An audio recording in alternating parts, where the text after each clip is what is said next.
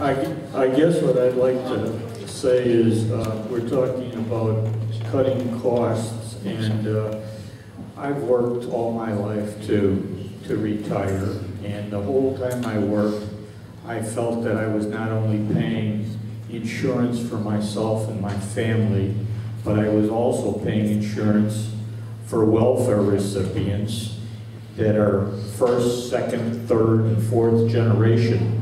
We reward these people for having babies. We give them food stamps, we give them free medical care, and each time they have a baby, their welfare payments go up.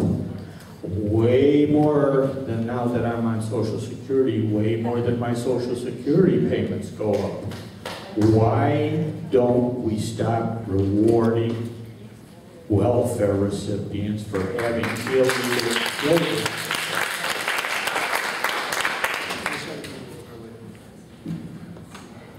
I've seen relatives of mine, second, third, and fourth generations living in the housing projects. I see them live off the government, make no improvements to their lives. Every once in a while, one of my cousins will break free. They'll be educated and they'll get out of there, and they'll make an established good life for themselves and their children. I believe, somebody makes a mistake, okay, we can work with that person. So say a lady has a baby the first time. You work with them, you give them money to support the child, but you also give them a stipend to get educated. If they have a second child, then you cut it all off. I mean, there has to be something. We cannot continue to pay for cradle to grave. We really can't. There are a lot of people who have made some bad decisions in life, but with a little help they can get out of that, get educated, get a good job, and have a good family.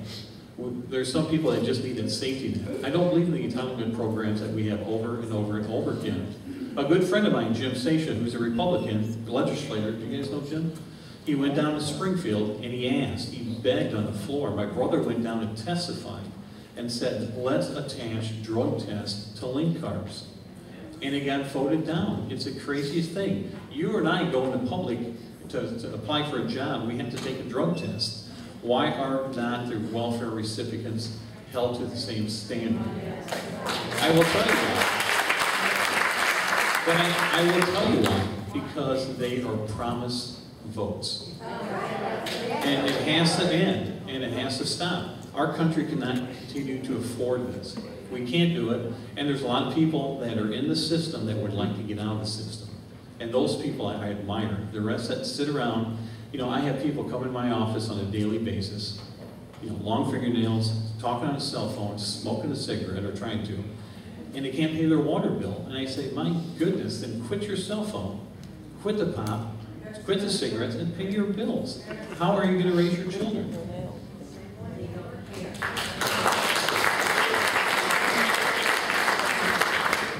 I think the base of your question is absolutely the reason why I'm running for Congress. And I talk to so many people, and I would say the majority of you are this way, where you've lived your life following the rules, paying your taxes, working hard, raising your families, being productive, contributing to your communities, and now you are being charged for the extravagance, the out-of-control government that's coming out of Washington, D.C. I see the only thing that's growing right now, it's certainly not jobs, it's certainly not opportunities, the only thing that's growing is the federal government and their programs. Every single new program that's coming out, thousands of pages in length, hundreds of new bureaucracies that are going to come out of each and every one of these things.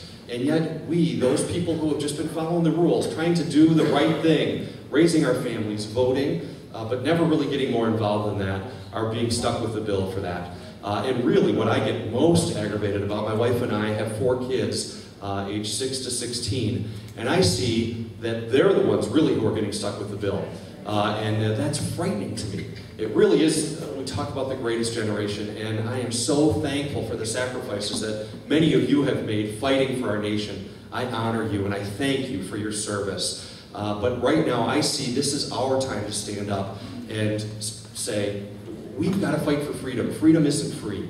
It's costly. It takes energy, it takes work to fight for freedom, and that's what needs to happen right now. I see productivity being punished. People who are playing by the rules being given the bill. And that's got to change.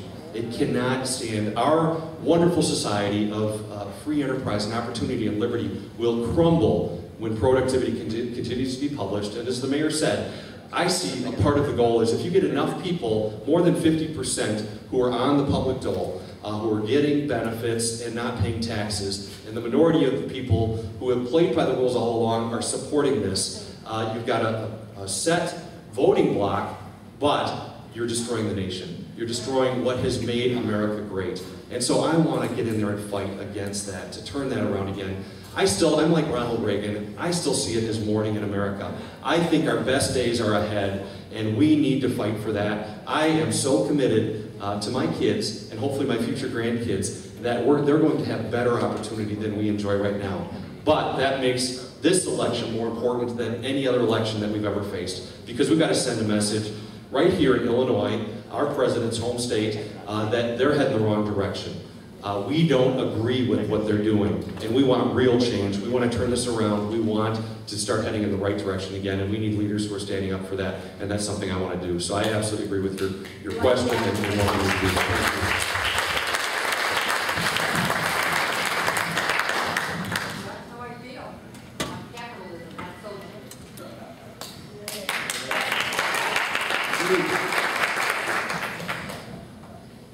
To solve this problem, the status quo has to go. We're talking all up here about history.